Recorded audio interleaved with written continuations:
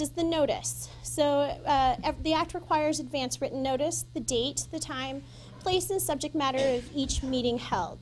So TDLR provides that notice in the form of the agenda, which you guys have received. The agenda is also filed with the Texas Secretary of State's office 7 days prior to the meeting, and it's posted on our website, and it's also posted on their website. An advisory board cannot engage in discussion about a subject that's not included on that agenda. So what about social functions or conventions and workshops? Keeping in mind that a meeting occurs whenever there's a quorum, can the members ever meet when in an informal setting without violating the Open Meetings Act? Of course you can. So the members are free to engage in conversation that are incidental to your events. However, the gathering will be subject to the Open Meetings Act if a quorum of the members decide to engage in any sort of discussion about advisory board business or take any sort of formal action. I would encourage you not to do that. Some key points to remember is always be aware of your surrounding and your situation occurring outside of a properly noticed meeting in which a quorum of the members could be present, and not to engage in any substantive conversation regarding the advisory board or advisory board business or policy when there is a quorum present and you're outside of that meeting. So another issue we'll discuss is a walking quorum. So what's a walking quorum? It occurs when you have fewer than a quorum of members discuss or communicate between each other about board business, and then those members walk that conversation to other advisory board members, and then eventually you will hit a quorum of members discussing that particular issue outside of a public meeting that's been properly noticed. Here's an example. If you have a 5-member advisory board and 2 members are exchanging emails or calls about possibly a rule change like we'll do today, and one of those advisory board members forwards that exchange to another member, now you have a quorum of the members discussing the rule, and they've engaged in a walking quorum. How does it occur? Conference calls, video conferences, hallway conversations. You'll see me hovering in between breaks just to make sure you don't discuss business, emails, text messages, and new technology. So the Twitters and the Facebooks, I know, make this kind of difficult, so just be mindful as you're tweeting or Facebooking about the Open Meetings Act and the issues that you could be potentially discussing with a quorum of the members.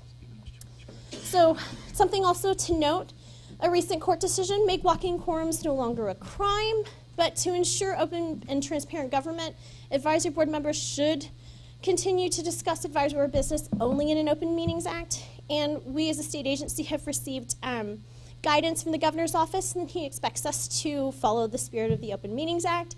And we are in the middle of a legislative session, so there are tons of Open Meetings Act legislation that are trying to address this in one way or another, so stay tuned. Could still be up in the air.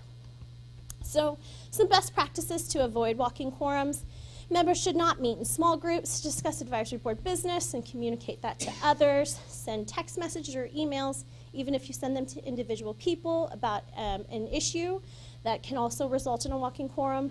Social media posts and or individual polling, even if you ask for comments from specific members and you're not communicating all in one group, that can still be a walking quorum that you've created, all discussing the same issue. It's kind of a polling thing, which is essentially an informal vote. Some guidelines. The advisory board is limited to discussing only those items that are specifically in the agenda, which is the notice portion.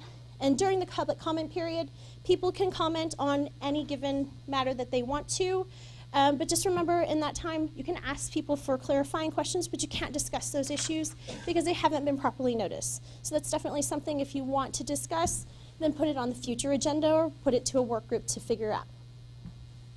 So to avoid violating the act, limit your discussions again to what's specifically on the agenda and filed. Avoid discussions that may wander on a specific agenda item. Don't respond or discuss to things that are raised during public comment but are not on the agenda. And specifically identify what you want on the agenda with us. You don't have to do it here, you can always email us. And I'm here, and Mary and our general counsel's here to keep the conversation tight and not wander. So we're here to help. So what happens if there are violations? There's some civil remedies. Any interested person, including the media, can petition the courts to stop an action that has been taken in violation of the Open Meetings Act. And an act that was taken, or a vote or anything like that, that was taken in violation of the act is voidable. There are also criminal penalties for somebody who knowingly participates or knowingly closes off a conversation from the public. Those penalties are anywhere between $100 to $500 or confinement in 1 to 6 months in county jail, or both. So kind of best practices: avoid communications that involve a quorum, the advisory board, about official business outside of a properly noticed meeting, and during the open meetings, confine your discussions to what's specifically on the agenda. Here are some resources for you, and I'm here if you have any questions, and so is Brad, our general counsel, if you've got anything. If not, I'll keep going. So the next one we'll cover is the Administrative Procedures Act. So the purpose of the APA, or the Administrative Procedures Act, is to establish minimum standards for uniform practice for a state agency and provide public participation in the rulemaking process, which is what we'll go through today. So what's a rule? It's a statement made by a state agency that implements, interprets, or prescribes a law or policy. It describes the procedure or practice requirements for a state agency, and it's a statement of kind of general applicability. It includes an amendment to a rule or a repeal of a prior rule, and it doesn't solely relate to kind of our internal management or organization of the agency. So where does it come from? Legislative changes, which is what we'll have a lot of today. Advisory board work groups, which you guys have worked on. TDLR staff. HEMIT comes up with all sorts of things. 4-year rule review or rule petition. So what's a rule review? Any interested person may submit a petition to the agency requesting an adoption of a rule. So an interested person is a Texas resident, business entity located in Texas, governmental subdivision in Texas, or a public or private organization that is not a state agency but is located in Texas. So this is just a real quick outline of the rulemaking process. You have an idea for a rule. We draft and review the rule. This blue box right here is where we are today. They're sent to the advisory board for your consideration. And if you guys are okay with it, we'll recommend that they be published in the Texas Register, and they'll sit for 30 days for public comment. Once that public comment period closes, we'll receive the comments. I'll go through them, summarize them, we'll come up with some responses. Those comments, reviews, and recommendations will go to you guys. You guys will review them. We'll make changes if necessary, and then hopefully, if not, we'll send those rules up to the commission for their rule, so they'll review the rule, the comments, the recommendations that you guys have provided, and hopefully vote for the adoption of those rules. They'll be filed with the Texas Register, and they become effective 20 days after that filing. Another way we go through our rules is a rule review process. All of our programs are on a 4-year cycle. Every 4 years, we go through and we review the rules to see whether or not they're still necessary to run the program. Should it be repealed? Should it be readopted? Should it be amended? So the notice of the intent of the review will go out. They'll sit for 30 days. Those comments will come back in. I'll make a recommendation. This goes directly to the commission. And that recommendation is yes, these rules are still necessary to run the program. If there are substantive rules or things that we need to review, those comments will go to you as the advisory board. And hopefully, if we need to make changes, we'll work group those, and we'll make any or recommend any changes as necessary, and it will go through this process. Here's some resources for you on the rulemaking process. Again, I'm here, or Brad's here if you need anything. And the last one is the Public Information Act. So the Public Information Act, or Open Records, is intended to allow each person information about the affairs of the government and the officials' acts of public officials or employees. I'm going to read this slow. The Act makes all documents, records, and other information relating to official business open to the public, with some exceptions. We'll go through some of those exceptions in a minute. Public information includes any electronic communication created, transmitted, received, or maintained on any device in connection with the official business. So the Act it's to be construed liberally in favor of granting a request. So if you receive a request and something that looks like an open records request, please, please, please send it over to us as soon as possible. We have to timely respond, which is about 10 days. And if we need something from you, we'll let you know, and if you can respond as quickly as possible, that is helpful. We can't ask somebody why they want something. We can only ask them for clarifying questions and exactly what they're looking for so we can get them the information they need. I don't know what happened. Okay. And these are some of the exceptions to disclosure. Somebody's date of birth, emails, certain educational documents, HIPAA information, Texas Medical Records Privacy Act. So those are information, that will be information that is automatically redacted.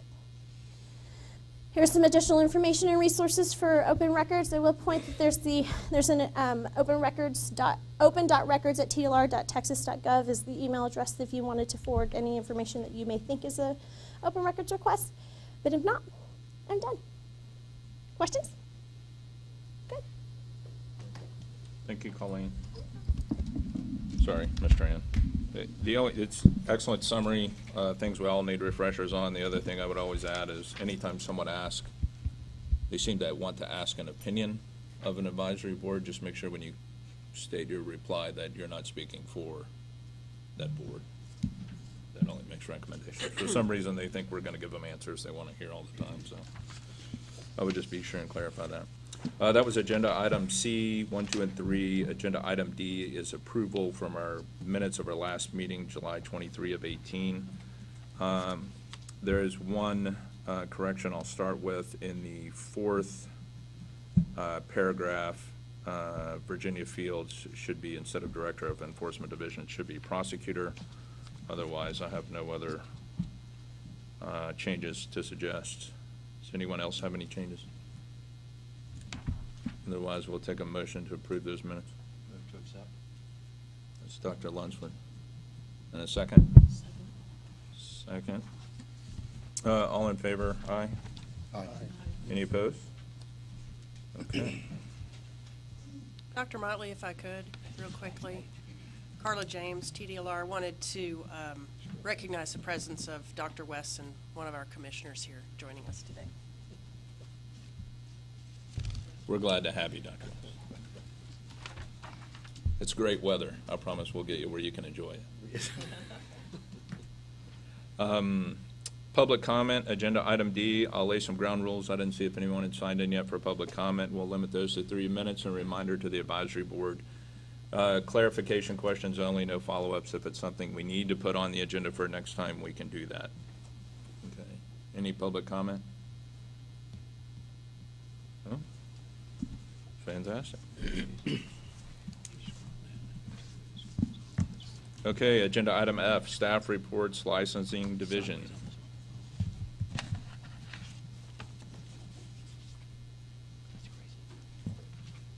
Good morning, board members. My name is Laura Hernandez with the licensing division. I submitted a staff report which includes the statistics for the podiatric medicine program. The top is for the doctors of podiatric medicine. You have the whole fiscal year 2018, the numbers for that whole fiscal year, and then quarters 1 and 2 for this current fiscal year. And then the numbers below are the numbers for the radiological technicians, same fiscal year. And I don't know if you have any questions regarding these statistics, or if there's anything else you'd like added to these statistics for future, please let me know. Perfect. Any questions? On the new licensees, is that increasing from previous years on numbers? What have the previous years been, like 17, 16?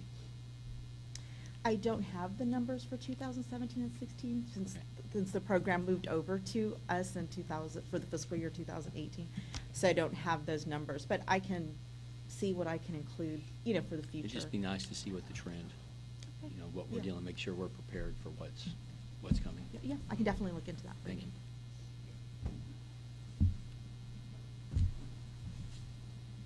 Okay. That's it. Anything else? Fantastic. Customer service. Good morning, Mary Winston, TDLR. Our customer service division is working while in a mad frenzy of moving. So we have secured the second floor of this wing of this building. So we are going to put in a new telephone system. There's furniture being built out. And all that time, they're still taking calls and doing what they do. So we have people working downtown, people working from home, people set up to continue to work while we get all that done. So they asked if I could just present this report for you.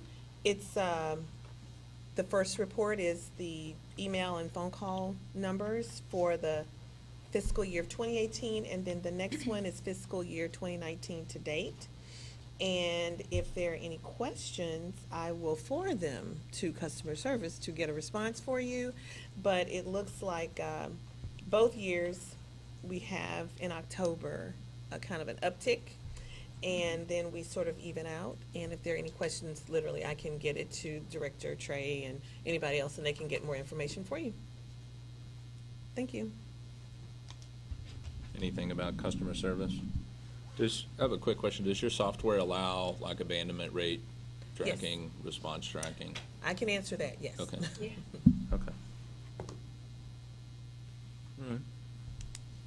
All right. Enforcement Division?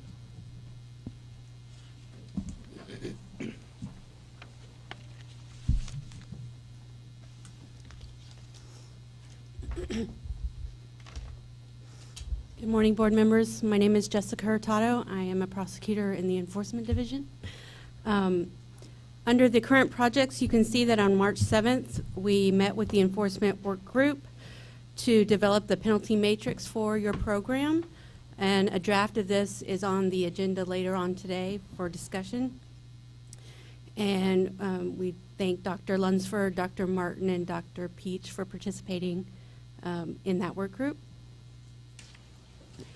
On March 18th, Carla James, our Deputy Executive Director, and Hemet Mekan, our Enforcement Management Analyst, both went to observe Dr. Ledger perform some surgeries at the Seton Medical Center in Herker Heights. Dr. Ledger is kind enough to open his practice to TDLR staff. Both myself and Karen have, the other prosecutor for this program, have also gone to shadow Dr. Ledger and his office practice, and we both found it to be very helpful and very illuminating into how your program works. So we appreciate that.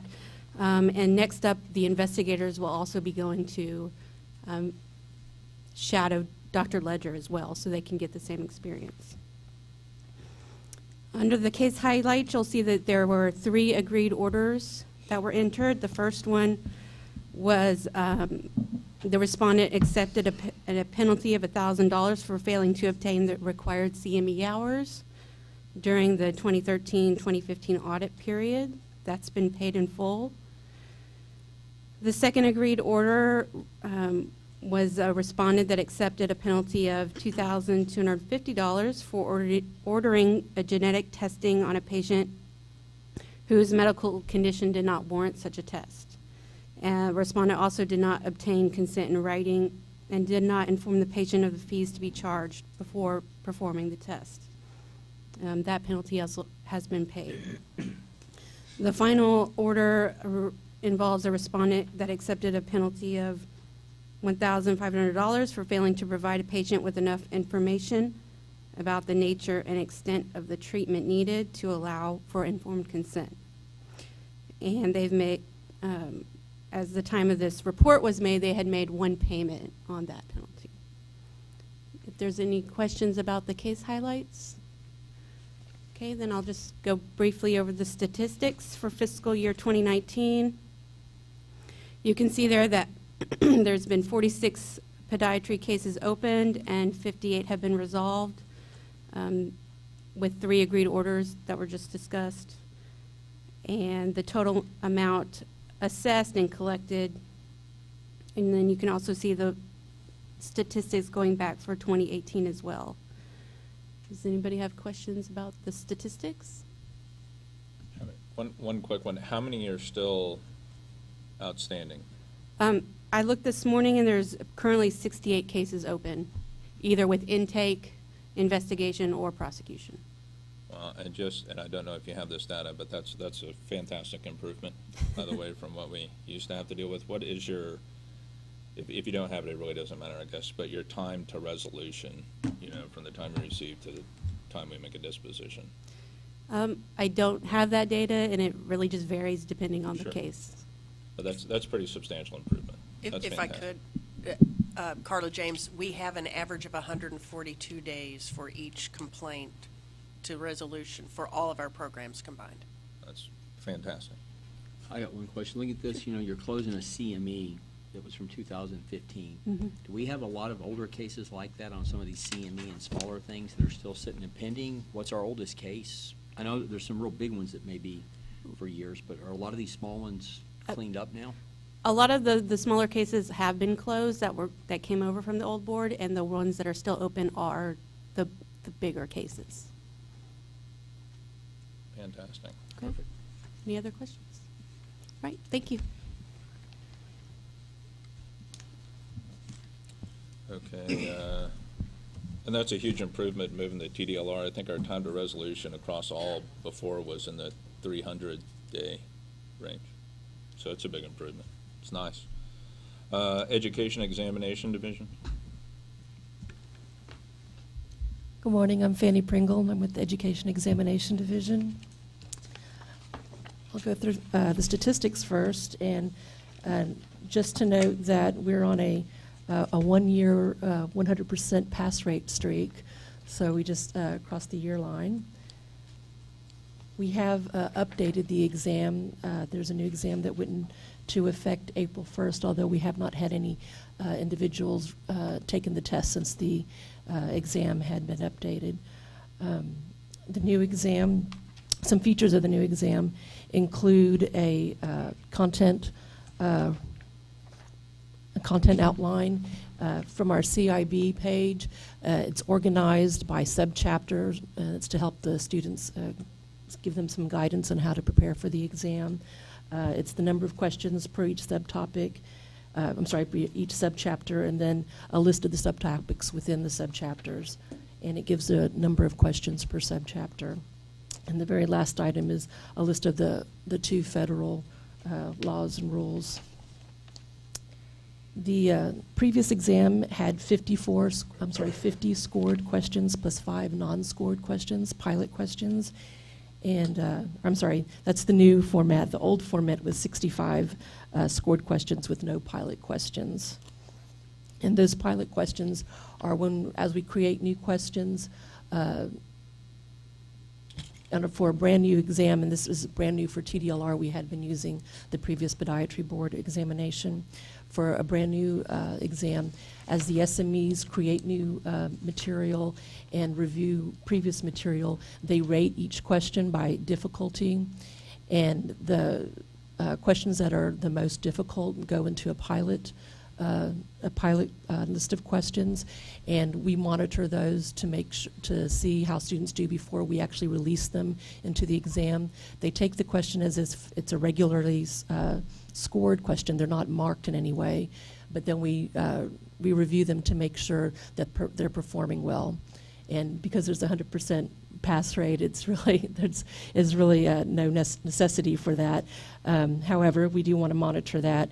And then if questions do if there are questions that arise that people aren't answering correctly, then we go back and review them to make sure that all the information is included in the question that's necessary, and that there's no multiple correct answers or things like that. But as this is a jurisprudence exam instead of a competency exam, it really doesn't come up as an issue.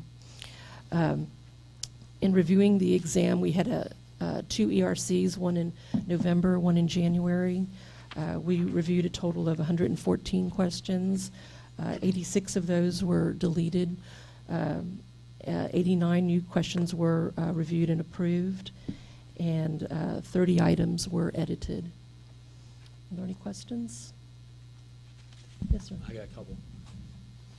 When you said you're referencing the federal stuff, Yes. you're not referencing the full federal document. No. It's an abridged version for them to study, that they don't have to learn the whole federal code. Correct. In the Candidate Information Bulletin, the CIB, we do have a list of references, and we do have very specific subtopics for them to review, so they're not having to read volumes of federal law.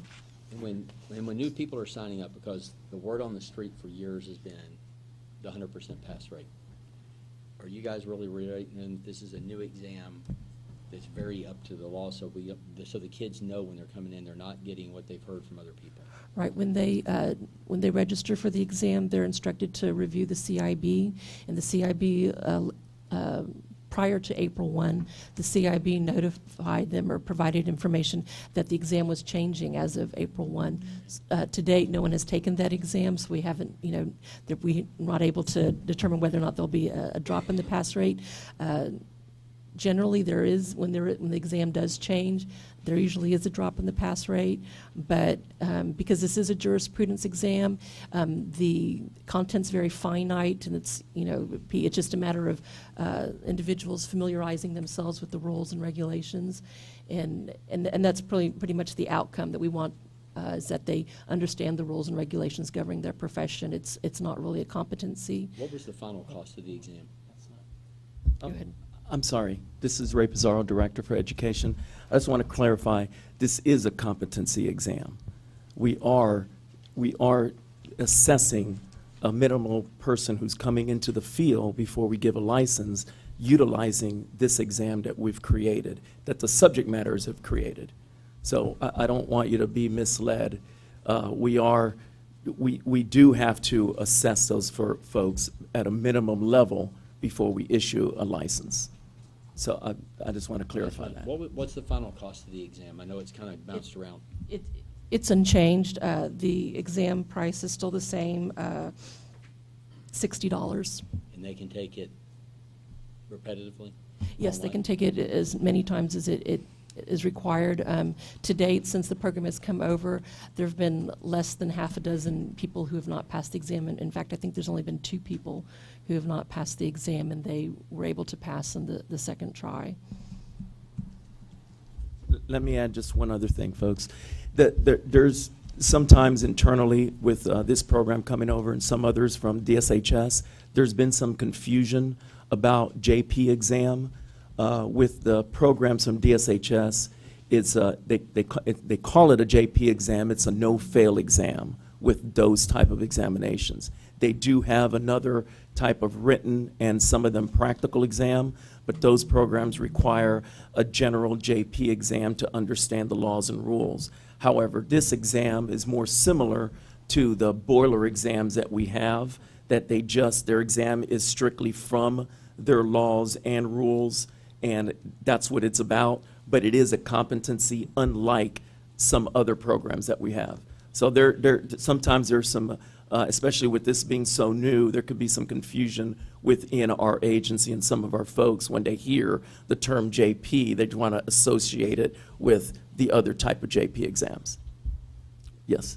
I understand that this is dynamic, and obviously you have other questions, but how often are you going to, excuse me, reassess? Go through this. They're reviewed on a daily basis. Our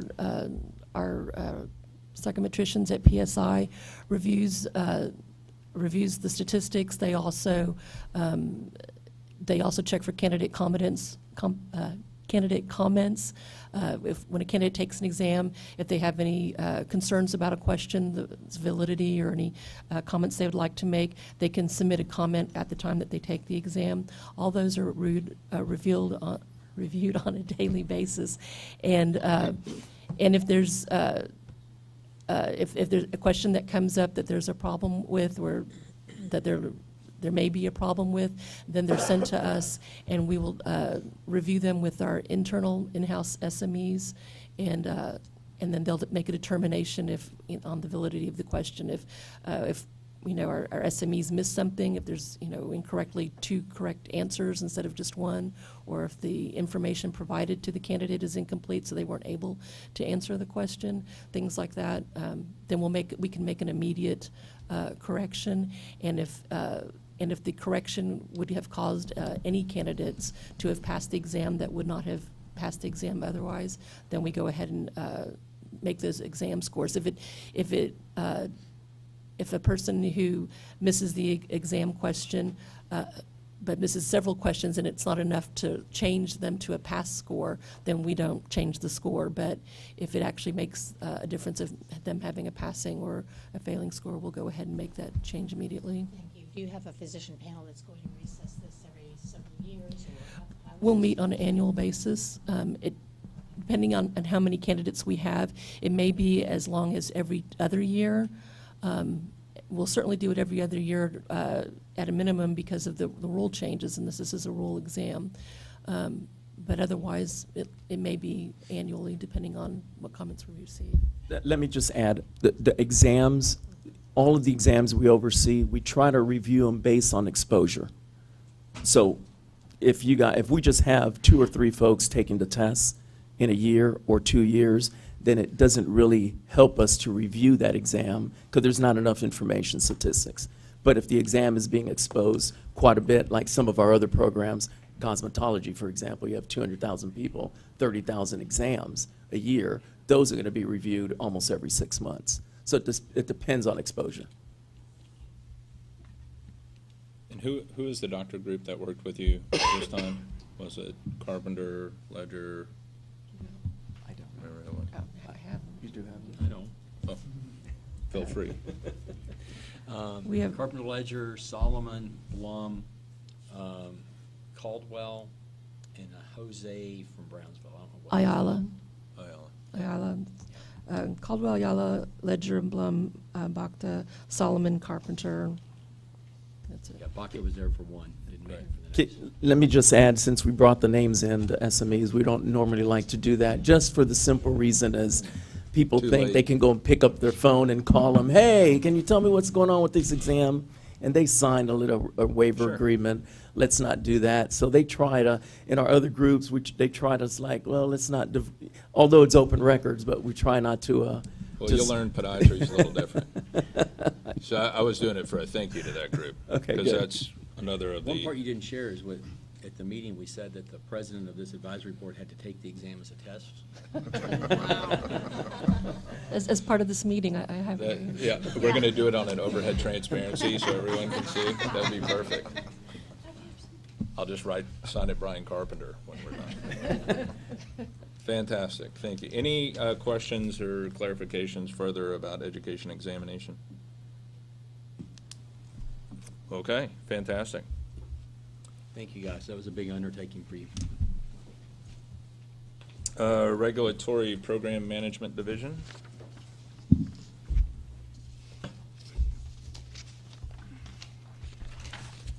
Good morning, advisory board members. It's great to see y'all. My name is Steve Eaker. I'm the new podiatry program specialist working under Heather Muir in the health professions section of the regulatory program management division here at TDLR. We've had a busy winter, and I'm here to present our division update. One thing I did want to add regarding the complaint resolution time period for podiatry, it's averaging, for fiscal year 18, it's 128 days, so a little shorter than the overall department average. So, with our staff update, as I said, I've been assigned the podiatry program lead. I began working with TDLR in September of 2018. Previously, I worked at the Texas Department of State Health Services, where I served as an environmental program coordinator for 4 years. Since starting with TDLR, I've been working closely with Hemet, Colleen Tran, and Heather on implementation of the Prescription Monitoring Program, or PMP. We're all very thankful to have Hemet here now at TDLR. His program expertise has been an invaluable asset in all of our efforts. Also, Katie Bryce, who's been with TDLR since September 2016, and she is on the road currently, otherwise she'd be here, has been assigned to support the podiatry program as well. Katie is a former DSHS program director and has experience with multiple medical and health professions programs, and she's an excellent resource, and I'm privileged to work with her. Let's see. Since our the last advisory board meeting, staff here conducted a standard of care work group meeting on March 4th. Topics covered by the work group included the proposed rules changes relating to the temporary residence status, voluntary charity care status, removal of the prohibition of testimonials in advertising, and a new responsible prescription guidelines section. So this, the product of this and the other work groups is what we're here to consider today, one of the things we're considering. We also participate in the other work group meetings for the licensing and enforcement sections. RPM staff have been working with the other divisions as we continue to integrate the podiatry program into TDLR. And Katie and I especially have been working hard to get up to speed on the program, and as part of that, we too will be shadowing Dr. Ledger in his practice. and that's upcoming in May. We really look forward to that.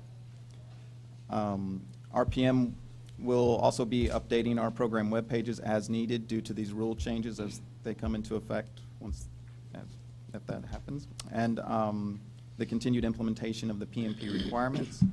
Program staff continue to work with the pharmacy board to facilitate registration and education about the PMP program to podiatrists. The pharmacy board shared these informational table tents and we are featuring them at our outreach events. We've also ordered a giant banner that they were kind enough to provide the graphic for free that HH Health and Human Services put together and provided to the pharmacy board, and the pharmacy board in turn gave to us.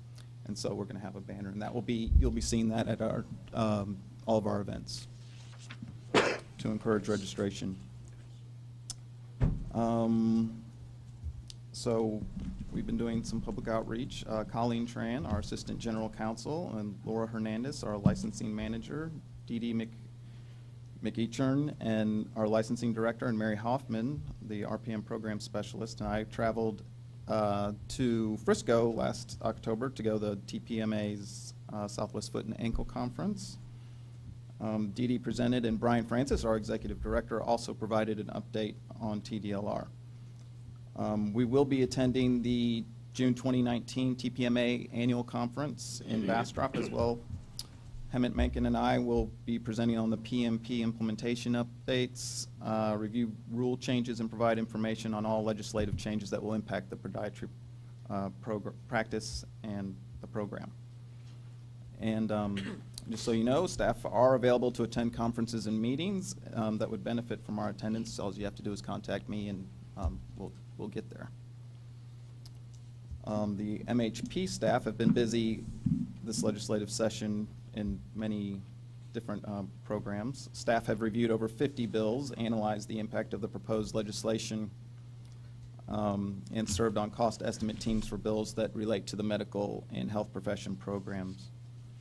MHP has provided and distributed 6 issues of the TDLR Health Monitor.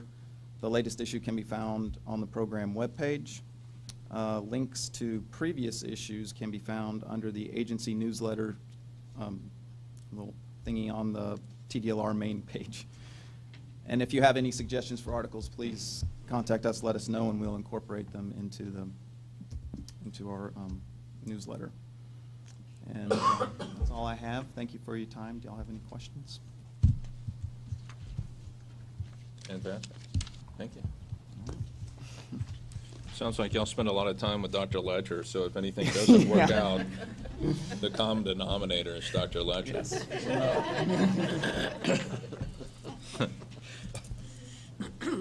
Nobody's safe. Yeah. Make sure you've had all your shots. Executive office report. That's me, Carla James, TDLR. So speaking of Dr. Ledger, I'm one of the ones that got to go to the surgery. And I've had surgery on both feet, so it's kind of nice to see what actually goes on. Hemant and I had a fun time. I think we're both a little bit sick in the head, that none of the blood or anything bothered us. So I'm ready to go back anytime someone will let me into the surgical area. But very enlightening, and I learned a lot about it, way more than I thought I knew having been a patient. So I'm really excited about the fact that our staff gets to go and participate in this. It's not something that we've gotten to do in the past, certainly new with a lot of the health programs that have joined us. And so I think this is going to be very beneficial for staff. I know I understand a lot more than I understood before. And Brian won't let me tell the stories because he has a weak stomach. So on the days that I'm mad at my boss, I'll talk about the surgery. So special thanks to Dr. Ledger for letting us do that. I want to thank our former podiatric staff as well. Hemant and Christine and Veronica have been a fantastic addition to the agency, and I'm sure, as y'all already know, they suffered greatly with only 4 people. So we're still, can't believe it's almost 2 years now, but very excited to still have them. I want to talk real quickly about the legislature. Only 42 days left, but who's counting? And there are a number of bills that affect the profession. we're monitoring all of them. A lot of them have to do with opioids. And Hemet has been a mainstay at those hearings for many, many, many hours, watching everything and reporting back. So we've got a good handle on what's going on, and at the end of session, we'll be able to report back to everybody what's taken place. Excuse me. Lastly, I'd like to introduce my new peer.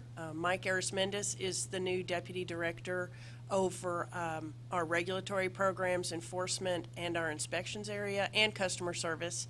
He has 12 years' experience with the agency, having been on our commission and acting as chair for 4 years? Almost 5 years. Almost 5 years. So he comes to us with a lot more knowledge than I had when I started.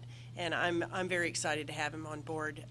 I think it's going to be a great fit for the agency going forward. Did you want to add any? I just want to thank you for your service. I know that it's not easy coming up here and committing to that time, but I know that you're committed to the industry, so I look forward to working with each and every one of you, and thank you. Welcome. That's all I have to report. Oh, I think Mary's got one thing to add. A little tidbit. We track a lot of things here. Sometimes they don't seem extremely relevant in the moment, but it gives us a trend of how the licensee is contacting us, how our contact is. So versus just customer service or licensing or whatever, we track web analytics. So we don't put web analytics on our agenda because it, for a non-techie person, sounds a little daunting, right?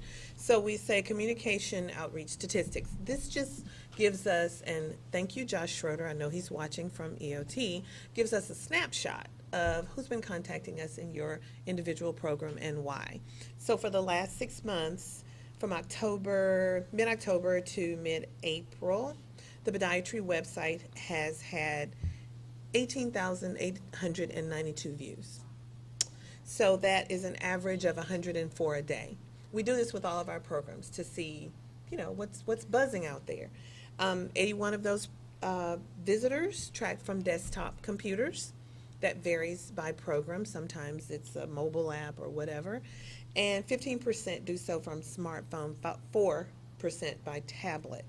Top 5 reasons for contacting us: primary source verification, frequently asked questions, forms, rules, and law, in that order. So that's what your fellow practitioners are looking at and contacting us for. And those numbers change a little bit. Again, it's not a scientific, we're not putting it in some sort of equation quite yet, but we are getting a snapshot so we'll know what's going on and why you're reaching out. That's it. Under frequently asked questions, can you tell which questions, or is it just all together? We don't go that deep into it because they're actually counting the clicks, and we can see how many from which program they go into. Don't know if we can do that, but we'll see how far we can burrow down. The guys may be over there saying, double H-E hockey, what is it? H-E double hockey pucks? No, but I don't know. I'll ask. It would just be nice to know what the questions are, if there's something that can be addressed. I'll see what we can do. And if we get more of an interest in one versus the other, I'll look into it. Don't know what I'll get, but I'll let you know.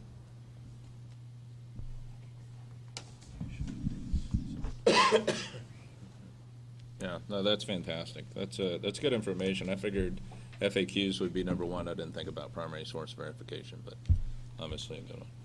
All right, now we bring in Ms. Tran again for the heavy lifting, whether she likes it or not. Agenda item G. We had spoken about kind of chunking these up, so with the assumptions here, which I assume that everyone's read this and found errors or suggestions. So we're not going to go line by line, but rather chapter or subchapter by subchapter. Is everybody okay with that? Okay. It's all yours, Ms. Tran. Good morning, Advisory Board members. Colleen Tran, Assistant General Counsel. I've asked Hemet and Steve to sit with me just in case you have any deeper substantive program-related questions. Again, we'll go section by section. Please feel free to stop me if you have questions or suggestions or changes. So we'll begin on our first page. It's section 130.30. It's the temporary residency license. The changes in this section are predominantly streamlining and clarification. So the other section that is for the DPM. There are some qualifications that needed to be imported here just to mirror them up. Some statutory provisions that we went ahead and put into the rule as well, so you had one place to look to have all of your quals and requirements for your application. And we reworded some of the rules for clarity. We'd had a lot of staff that were having questions about how does this process work, what does this actually mean. So we were, in this cleaning process, we wanted to make it clear what some of these rules actually were stating. Questions or concerns? I got a question under, are you saying just 130.30 or 130.31 as well? Okay. Are you going to 130.31? We can take them by section. It'll be easier for me if we have changes. Under 31, under G, Oh wait, let me go. Do you have one on 30? No. Okay. So let me lay out 30.31. So 130.31, the change here is for subsection G only. This is something that Hemet, as an advisor, and that when we participate in the pharmacy board work groups, that we've heard it's easier to track opioid abuse if everybody is assigned a DEA number. And so to make that change in an overall effort to address opioid concerns, this would allow, as where it previously did not, for residency students who are holding a temporary residency license to obtain a DEA prescribing number.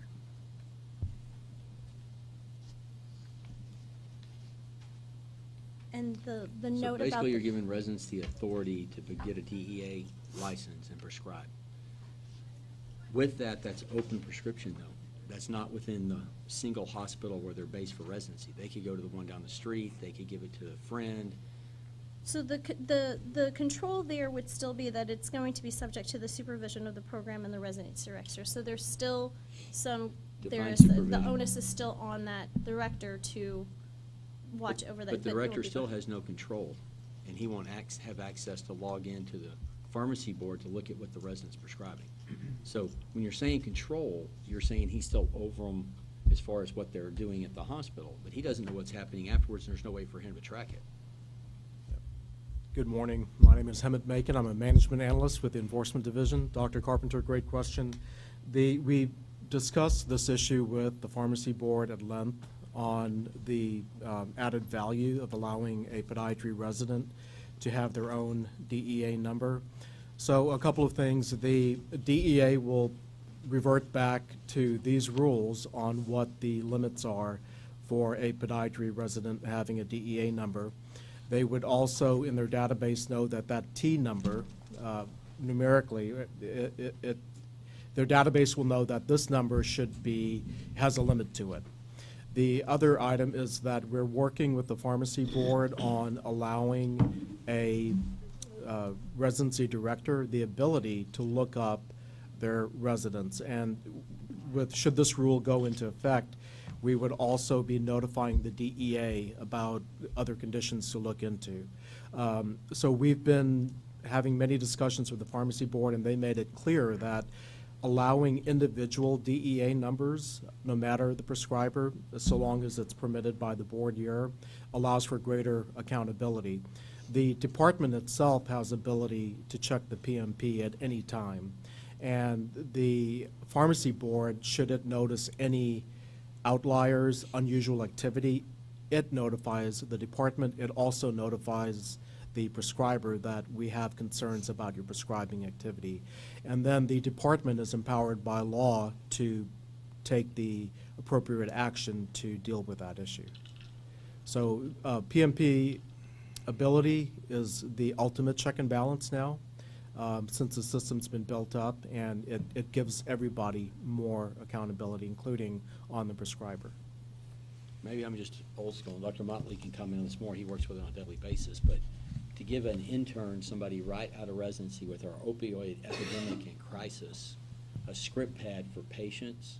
Right now, when the script's done, because if you're seeing a patient doing surgery, there's supposed to be a staff supervision 100% of the time. So I know it's a pain in the butt, and Motley will say, because he works with residents, but the staff has to write the prescription, but there's a double check, along with it. So my biggest concern is giving somebody, I hate to say a loaded gun, but we're fighting right now with an opioid crisis, and you're giving a whole new group of people before they've been through residency training to become proficient. It just concerns me. I'd like to hear what everybody else thinks. I have a question. Sorry. So in the state of Texas, how currently do residents write prescriptions for narcotics? Dr. The Peach, attending can writes you it? identify yourself and then? Oh, sorry. Dr. Renee Peach, have a question. How do we, in the state of Texas, do residents write narcotic prescriptions for patients in the office if they're rotating with a physician and/or in the hospital setting? Yeah, so there's a couple of different ways to answer that, and you have to chunk it up, I think, to give you an accurate answer. Number one, if we're talking about non-triplicate narcotics, so 3s and up, residents write those through an extension through the GME office or through their facility where they're based, right? Their hospital-based residency programs have a DEA number, and they have an extension on that DEA number. From a practical standpoint, no pharmacy, at least in Tarrant County area, seems to bat much of an eye about anything with that. The problem is if they take it to some outlying areas around Tarrant County, those pharmacies are not familiar with the idea of extensions, DEA extensions for a resident off of a prescription pen. So they refuse to fill those. So now you have a postoperative patient that is outside of our bubble that we live in, that it's not convenient, and I can't call them in. There's not, I mean, so part of the goal of this is, number one, is to be able to track them individually. Now, just because they have a DEA number doesn't give you a limitless prescribing authority either. So almost all of us, as I assume, have DEA numbers, but not everyone has Schedule II or triplicates. So that's really what we're aiming at here, are triplicates. So now they can't. In our facility, they can't write for triplicates. So there's a couple of different checks to address Dr. Carpenter's concerns. One of them will be scope of practice, which we're addressing here, and that's kind of the end of it here. The other end of it is more on a local level with what is allowed in your program, in your contract. So this is kind of broad strokes. That is a basis, and then I think depending on every residency program can be they can be more strict in these requirements. Like you can't write 2s. You can write Schedule 3s, 4s, and 5s. That's a DEA number, right? It doesn't mean you're writing 2s. So, and the only way you have to write 2s now, at least where I live and breathe, is 2-factor authentication through EMR. So as far as they can't write them now, not Schedule 2s, they can write 3s. Now, him doing this, if I'm reading it right, they could apply for Schedule 2. And it wouldn't have to be a 2-factor sign-off. That's exactly what I'm bringing up. Because they would have a license. They'd be able to write for Class 2s. But they still would have to have a 2-factor authentication. At least my residents will. Well, that's because, that's what I'm saying. You'd enforce that, but there's going to be facilities and things that are going to turn the residents loose to go out and do surgery with people in community hospitals and write scripts, and there's not going to be a 2-factor checkoff because it won't be somebody that's over the resident. But right now, they can do it for, Tylenol number 3, Ultrams, I think that's fine. antidepressant I'm talking about types. the Class 2s. This is what that's my big concern. Yeah, Dr. Carpenter, so this it's Schedule 2 through 5.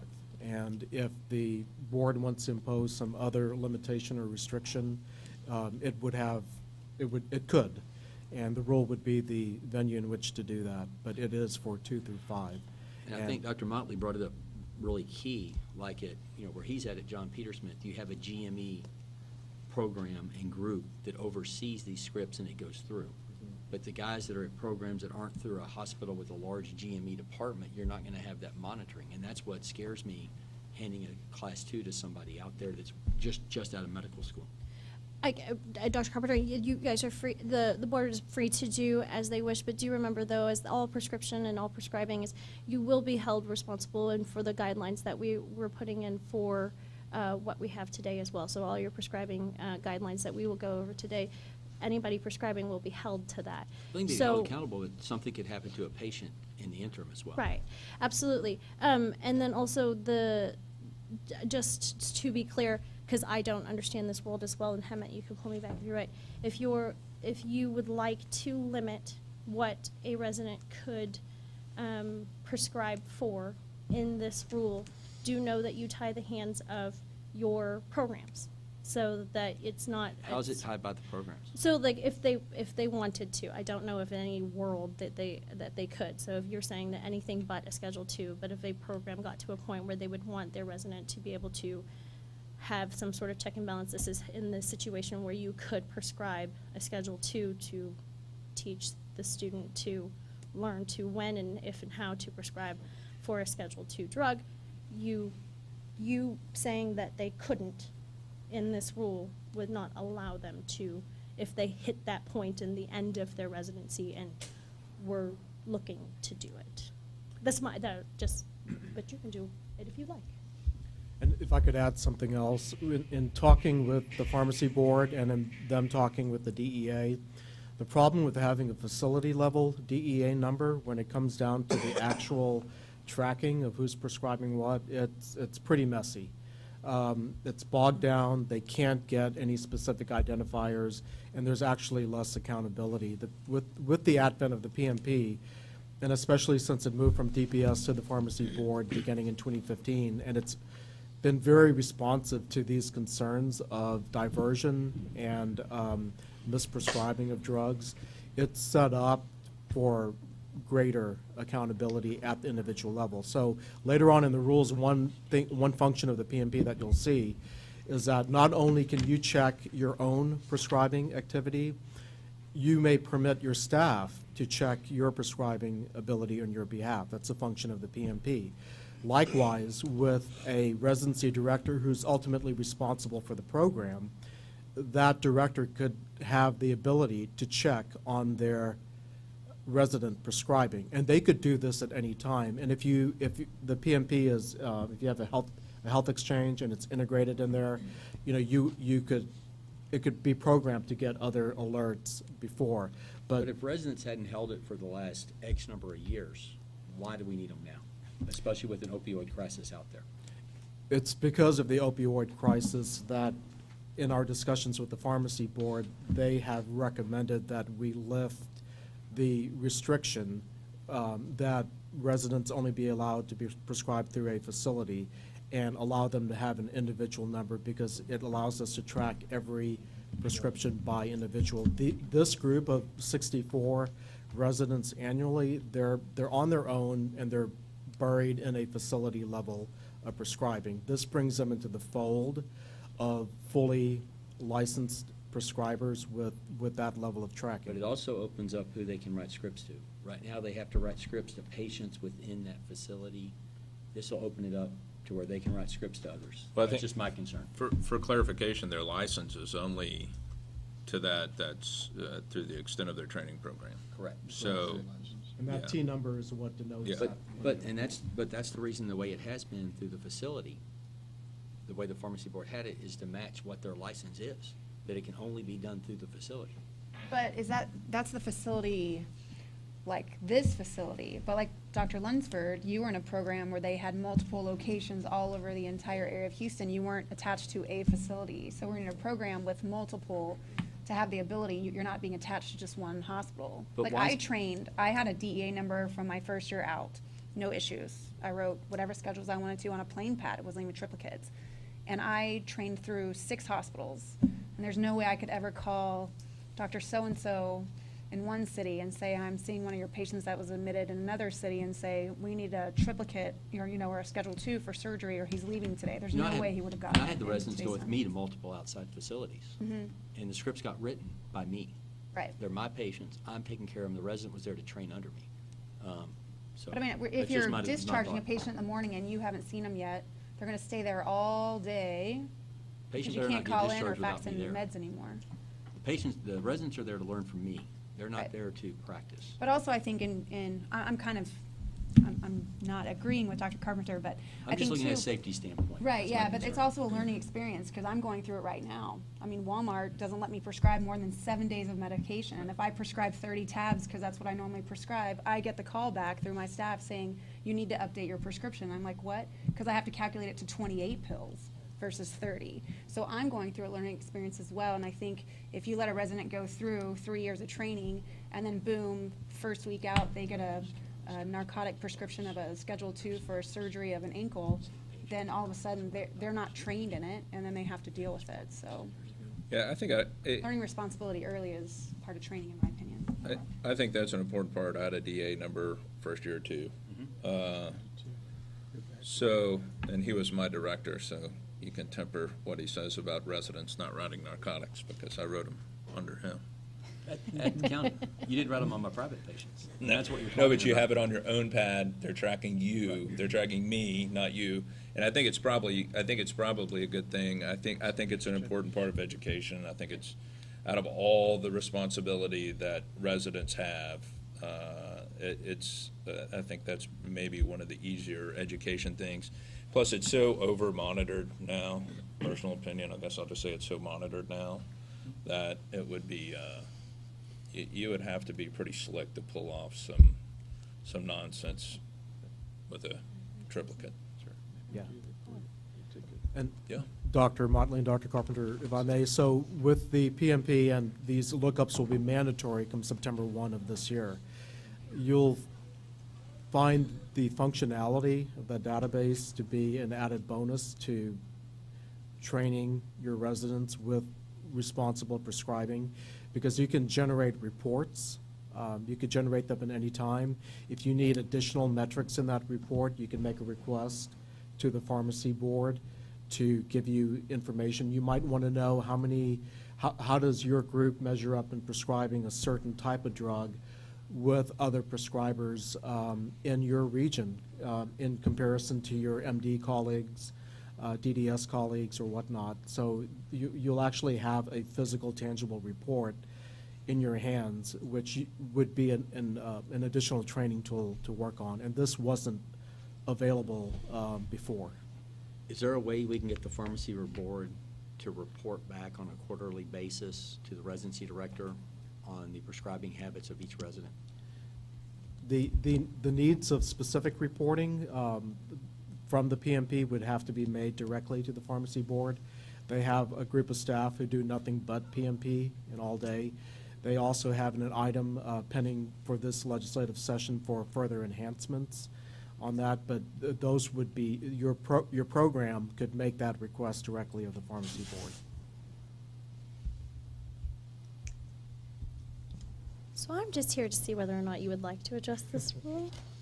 And it is your decision as the advisory board to, we can keep that as status quo and not allow our residencies to be issued a DEA number, or we could make that change.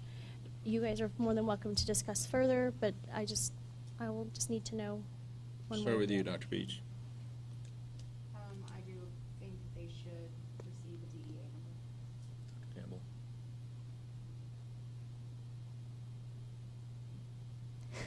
Crickets. Make a motion. No, I think this is technically a better monitoring system, because each person's going to be provided their own DEA number, and with that suffix on it, whatever the T. Right. You're going to be able to track these people individually, and they're going to technically be held responsible. So I don't have a problem with it. Dr. Lynch. I don't have a problem with it either. I see the tracking as a much greater benefit, because without that tracking, who knows what's going on out there? I don't have a problem with it. Dr. Martin. Yeah, I agree with it. I'm sympathetic with your concerns, and who knows, but there might be an instance or so where there's trouble, but if that happens, then someone will lose a temporary license and then not get a permanent license. But this way, we'll take care, they'll be well monitored. And I'll stand behind it. I just want it monitored. You know, we've had things happen in Houston and other places where residents were sent to run clinics without supervision. Absolutely. This scares the absolute hockey sticks out of me to hand them a script pad and have a doctor who wants to use the system to send a resident out and tell them to run a clinic. So. In summation, we like it as written. Let's Yes, move sir. forward. Thank you, sir. We're going to go on to section 130.32. We're just making a change here to reflect what is the currently written on the form and how the term that we currently use. And then we're adding the word requires, because apparently I over-deleted when I was bringing the rules over. I apologize. Section 130.40. Yes, sir. B, number 2, there's a empty line. B2. Oh, yeah. Hard return. Thank you. Got it.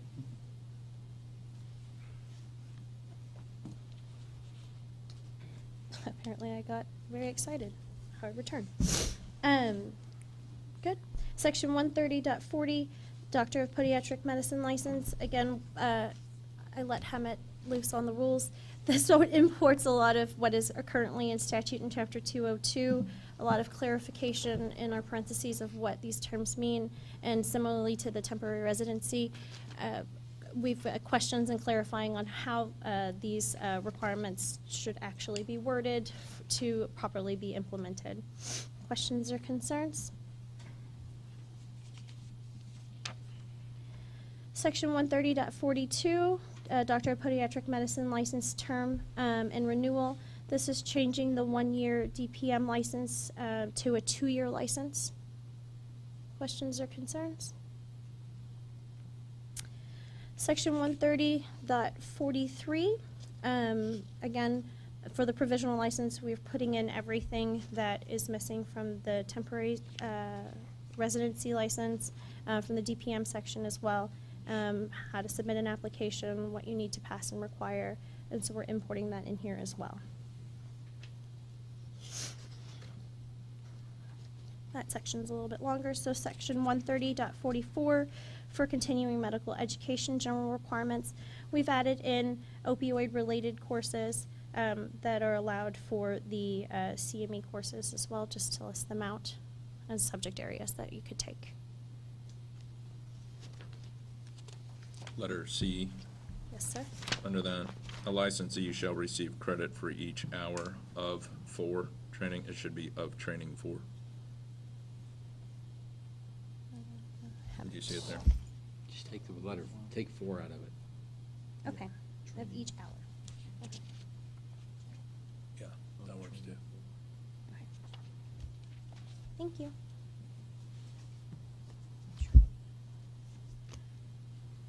Got it.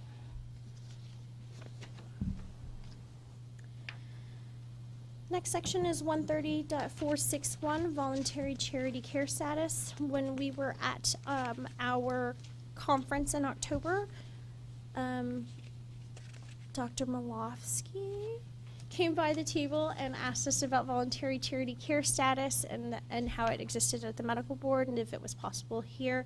At TDLR, we did some research and we found Chapter 112 of the Occupations Code would actually require the licensing entity to adopt rules for reduced fees and CEs for retired healthcare practitioners who are practicing only on voluntary charity care, and this would be the section that implements that Chapter 112 of the Occupations Code.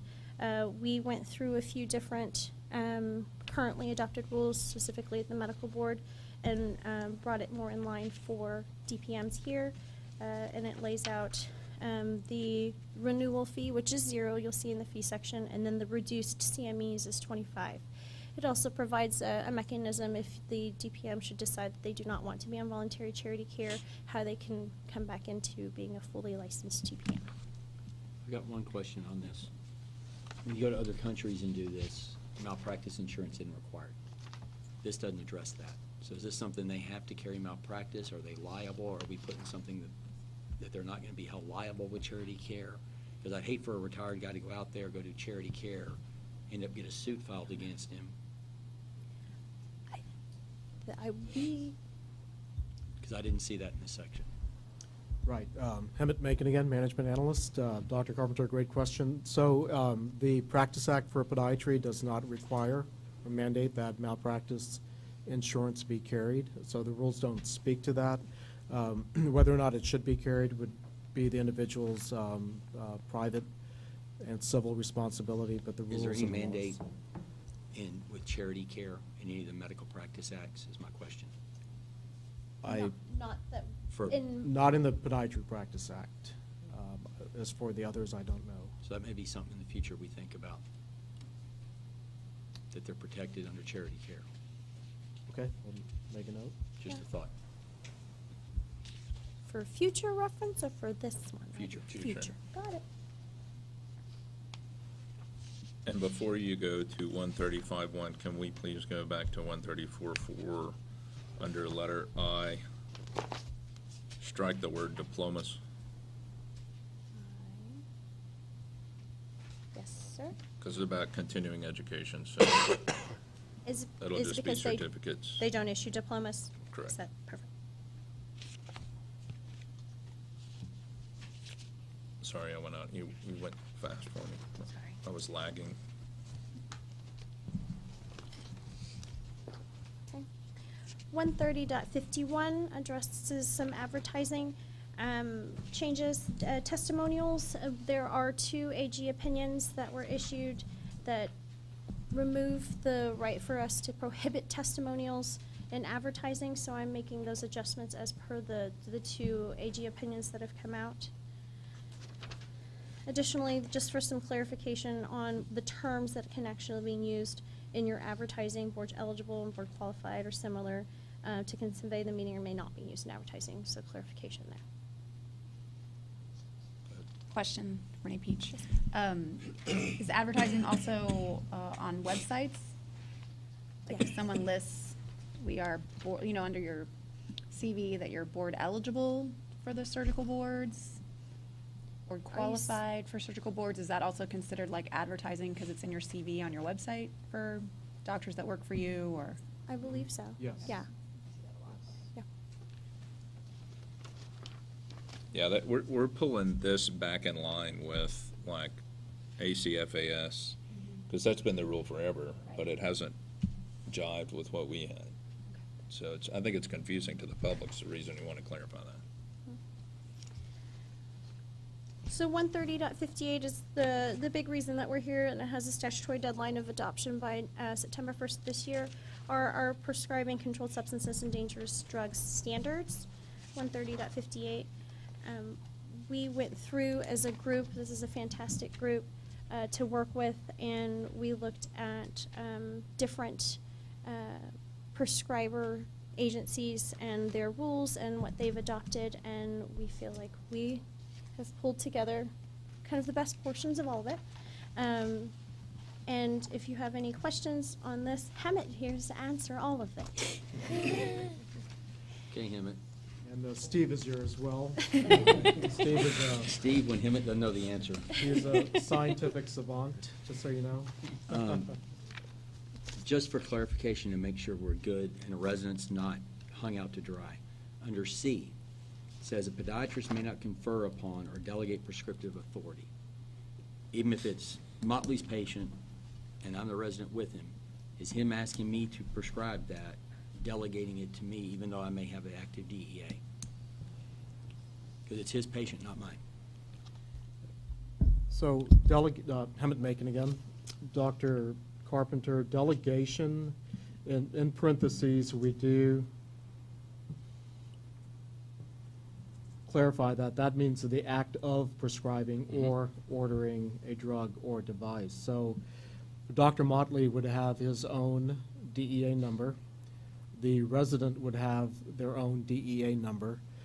As the residency director, Dr. Motley would be allowed to train his resident on a proper drug to prescribe. The actual prescriber would be the resident.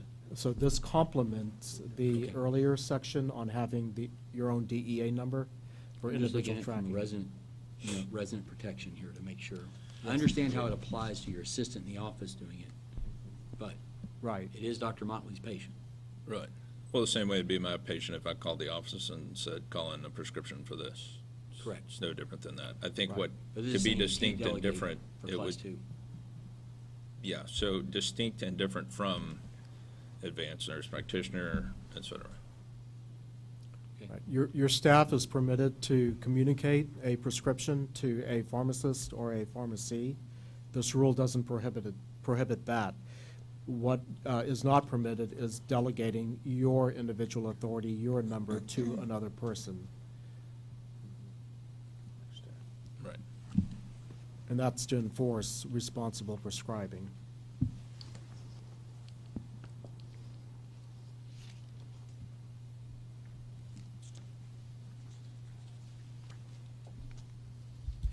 Any other concerns with section. I have a question, Sure. Renee Peach, about D number 3. The patient's social security number matches with proper identification. I don't think we get social security numbers anymore in my office. I don't need it for my patients to prescribe any medications, including Schedule 2s. And I've been a patient a lot in the last year, and I've never given anything of my social security number. And now Medicare has different cards that don't have your social security number on it, so I don't understand that one. Was this, from a work group conversation, was this list directly lifted from statute, or no? Because if not, then we can strike 3. Yeah, Dr. Motley, that list, these items came from the former agency and Okay. its prior standards, but Dr. Peach is correct. Medicare did make those changes and eliminating social security numbers from being an identifier. So Dr. Peach, your recommendation is to strike number 3? Yes. Thank you. Campbell, clarification, there has been some discussion regarding workman's comp. If you could clarify that the social security number is not needed for workman's comp or prescribing and the workers' comp documentation. It's required in some states. Okay. Explain that to me one more time, Dr. Campbell. Some states, social security numbers are required for Prescribing for somebody who is on workman's comp. somebody on workers' comp. Okay, so the way that D is actually listed out, this would have been something that you would have had to look for, but it is not limited. So the way it's written, it says it's not limited to this list, but this is the list of 1 through now 5 that you would actually have to have as a part of the elements prior to issuing it. But if you had a specific situation where you had to use that for prescribing for workers' comp, it does not limit your ability to do that. Thank you. So just want to be clear on D, I'm going to take the list down from 1 through 5 with removal of current number 3. Correct.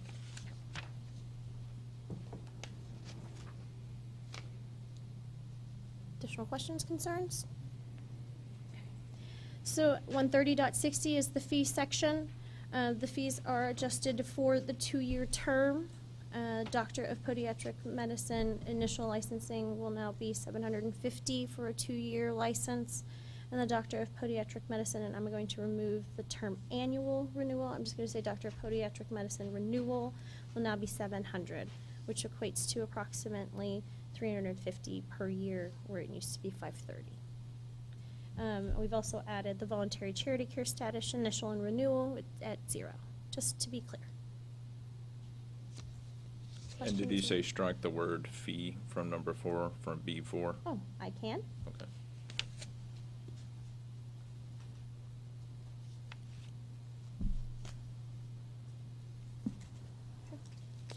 So section 130.61 is a transition rule. This section will expire once we've transitioned into the 2-year period. It just helps us and everybody understand what and who will be paying the 2-year first and who will be paying a 1-year at a reduced price, just so until we get into everybody being on a 2-year cycle.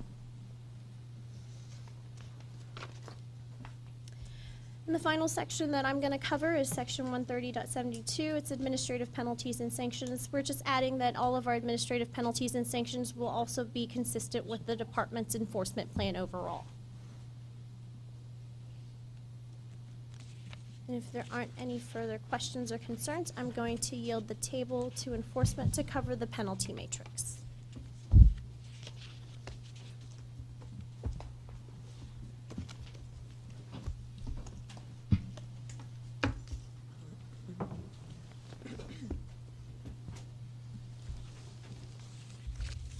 Good morning, Chairman and board members. I'm Karen Cox. I'm Senior Prosecutor in the Enforcement Section, and I'm here to describe the penalty matrix to you.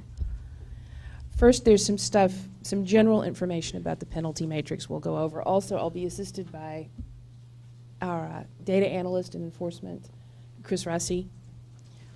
So we have a few pictures.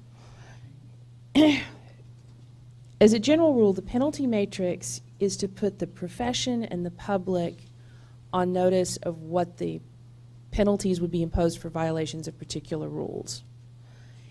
It also tells the prosecutors what penalties they can seek when they issue a notice of alleged violation. They can depart from the penalty matrix, but doing so requires the specific approval in the specific case of the enforcement director.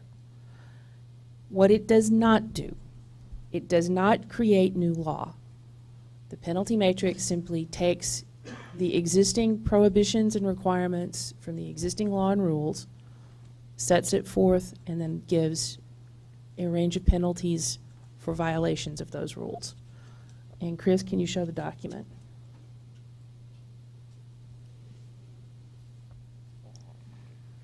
If you can see, we've got the citations to the rules in the right-hand column, and then a summary of what the rule says in the left-hand column. It only comes into play if the prosecutor uses or intends to seek a penalty or a sanction, goes through an NOAV. Warnings and informal resolutions do not involve the penalty matrix, and a majority of our cases are disposed of through informal resolution. The penalty matrix is not binding on the commission when they make the final decision in a contested case. If a case goes all the way through the State Office of Administrative Hearings, through a formal hearing, through a proposal for decision to the commission is not bound by the penalty matrix. The prosecutor who prosecuted that case will have used the penalty matrix in deciding how to plead initially. At the conclusion of my speech, we're going to ask you to vote to recommend that the penalty matrix go to the commission for formal adoption. We created this through working through enforcement work groups from the advisory boards. The enforcement report that Jessica gave mentioned that we had a work group meeting with Dr. Lunsford, Dr. Martin, and Dr. Peach on March 7th, and they completed the draft that's in front of you today. I want to draw your attention quickly to a couple of elements in this. One, you'll notice that there's a range of penalties. In the health-related programs, we have discovered that there are some violations that are serious enough where one violation should result in revocation. Those are included mostly in Class Cs. But we needed a wide range for first violation. So, for example, Class C right there, or that Chris has, it starts at $2,000 and goes up to $5,000 and can include revocation for the first violation. This is consistent with the agency goals and plans stated in our strategic plan. And Chris, can you call up the strategic plan? Where we are trying to streamline the procedural steps to ensure prompt investigation and resolution of complaints. Dr. Motley asked about the time in complaint resolution. In order to keep that number reasonable and within guidelines, we've streamlined our process and widened our range of penalties that we can seek initially. One important thing, because you are doctors, we set standard of care violations out separately, titled as standard of care. And can we look at those? This relates to supervision of residents. And if we'll scroll down, that's standard of care violations related to the treatment of patients. Those are the violations for which we will always need an expert opinion during the investigation of our case. It goes beyond the simple determination of what the facts are.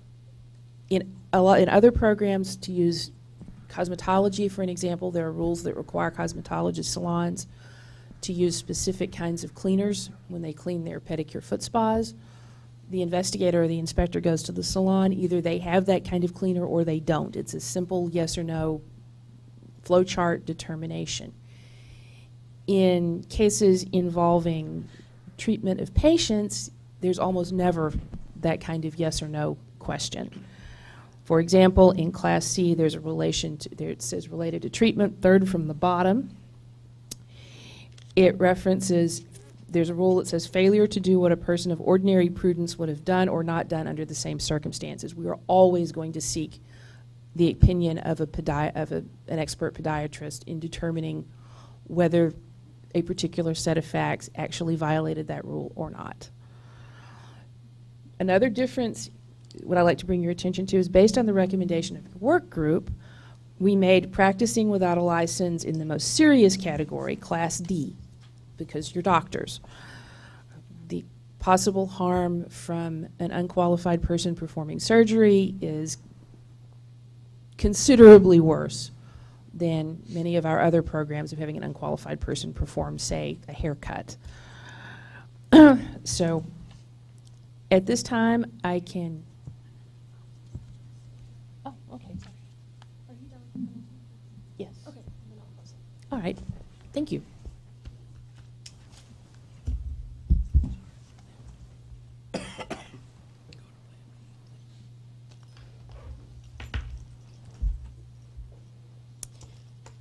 So that completes the full rule set, and so we'll just need a recommendation from the advisory board for publishing. Unless Motion by there- Dr. Lunsford, second by Dr. Peach. All in favor, aye? Aye. Any opposed? Thank you. Hey, that was agenda item G. Dr. Motley, I'm just sorry. to make sure, I'm going to make the adjustments to the rules that we discussed here today and any other hard returns or deletions that I might have done by accident. Sorry. Got it. Duly noted. Thanks for clarifying that. Item H, update from work groups, the licensing work group. Steve, gonna do that? He took off. Or was that the summation of it? Yeah, okay.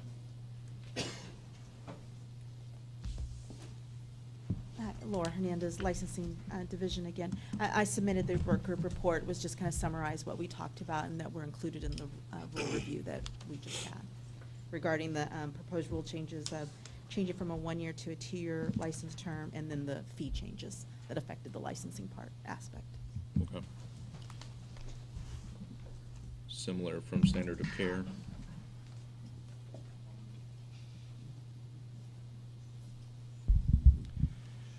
Yes, Dr. Lunsford. The Standard of Care Work Group met on March 4th, 2019. I served on the work group along with Dr. Campbell and Dr. Motley. The work group reviewed and discussed several topics. We also reviewed and edited a draft rule language that was covered during the rules discussion. Work group topics included allowing temporary residency license holders to apply for their own DEA number. This change was requested by the Pharmacy Board. It will allow TDLR and the Pharmacy Board to identify and address problematic prescribing patterns.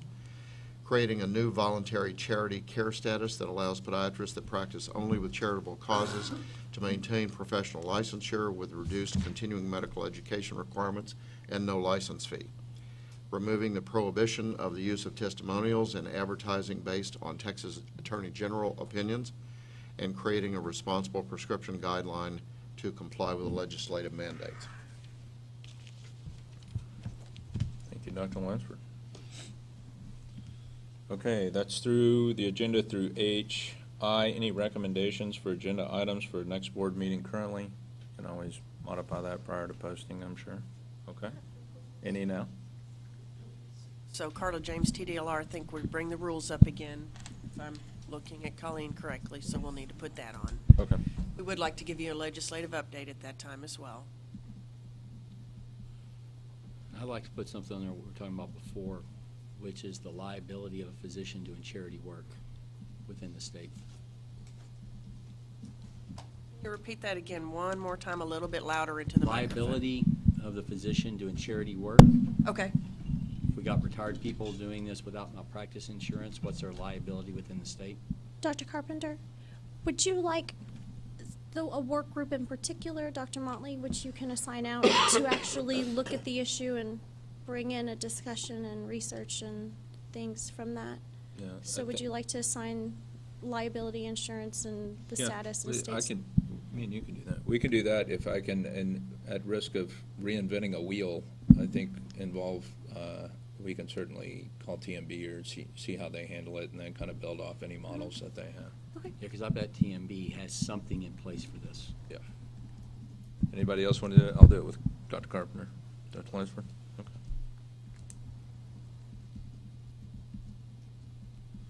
we ought to involve, since we rough up Dr. Ledger, we ought to involve Dr. Malofsky, since he's the one making us do all the work in the first place. We could get Dr. Wesson, I'm sure the dentist have something.